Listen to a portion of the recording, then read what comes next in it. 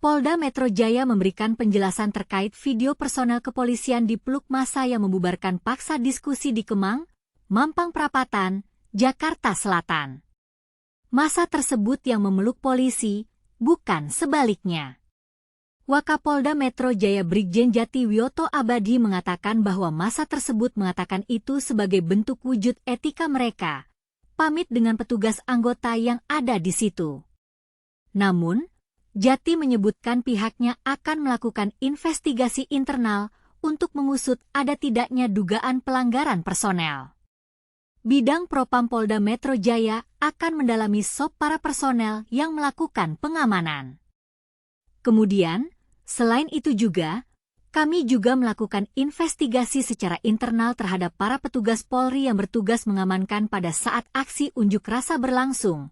Apakah di situ ada pelanggaran SOP atau tidak, kata dia. Jati menegaskan pihaknya siap menerima kritik dari masyarakat. Polisi juga akan mengusut tuntas aksi premanisme berupa pembubaran paksa diskusi yang digelar kemarin. Polda Metro Jaya akan siap menerima kritik atas keuangan dan kelemahan pada petugas kami melaksanakan tugas sebagai bahan evaluasi dan perbaikan pelaksanaan tugas kami ke depan dalam rangka tentu kami mempunyai tanggung jawab untuk menjaga dan mengamankan ibu kota Jakarta ini, tuturnya. Sebagai informasi, pembubaran dan perusakan acara diskusi itu terjadi di sebuah hotel di Kemang pada Sabtu sekitar pukul 9 pagi. Acara diskusi tersebut diketahui dihadiri sejumlah tokoh, seperti mantan Ketua Umum PP Muhammadiyah Din Syamsuddin dan pakar hukum tata negara Refli Harun. 5 orang pelaku pembubaran paksa diskusi diamankan, dan 2 diantaranya FEK dan GW sudah ditetapkan jadi tersangka dan ditahan. Tersangka perusakan dijerat pasal 170 KUHP Yungto pasal 406 KUHP. Sementara tersangka penganiayaan dijerat dengan pasal 170 KUHP Yungto pasal 351 KUHP. Pengacara kelima orang yang diamankan polisi tersebut menyebut kliennya tidak terlibat kerjasama dengan polisi terkait aksi pembubaran ini. Kelima orang tersebut didampingi oleh Gregorius Upi dari DG Partners Law Firm. Upi menegaskan bahwa kliennya tidak melakukan koordinasi apapun terkait aksi pembubaran. Tidak ada keterlibatan atau koordinasi dengan aparat kepolisian.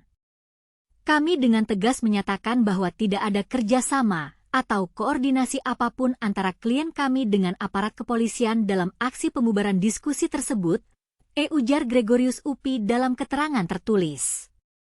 Greg juga menjelaskan alasan kliennya masuk melalui pintu belakang hotel. Menurutnya, keputusan ini diambil atas dasar efisiensi. Akses masuk melalui pintu belakang. Klien kami memasuki area hotel melalui pintu belakang karena kondisi di pintu depan yang padat dan akses yang terbatas pada saat itu. Keputusan ini diambil secara spontan dan semata-mata didasari pertimbangan efisiensi, tanpa ada keterlibatan atau arahan dari pihak manapun, termasuk aparat kepolisian, ujarnya. Dia pun mengklarifikasi soal interaksi antara kliennya dan polisi. Gestur cium tangan dan bersalaman yang tampak dalam video beredar merupakan bentuk kesopanan.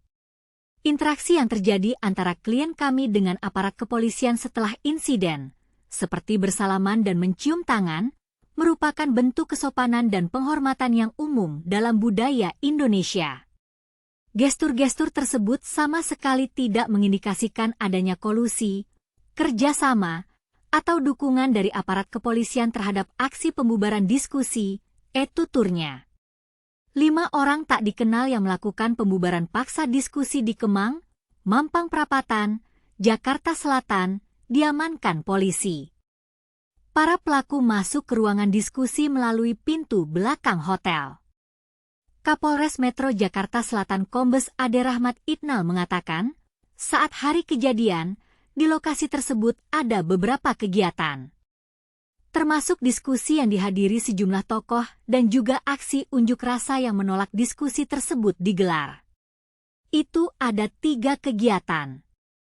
Pertama adalah kegiatan di dalam hotel, yaitu kegiatan seminar yang juga saat itu tidak ada pemberitahuannya. Kemudian, ada kegiatan tandingan demo yang tidak menginginkan kegiatan seminar itu terjadi. Sehingga kami tetap melakukan pengamanan walaupun tidak ada pemberitahuan, kata Ade Rahmat di Polda Metro Jaya.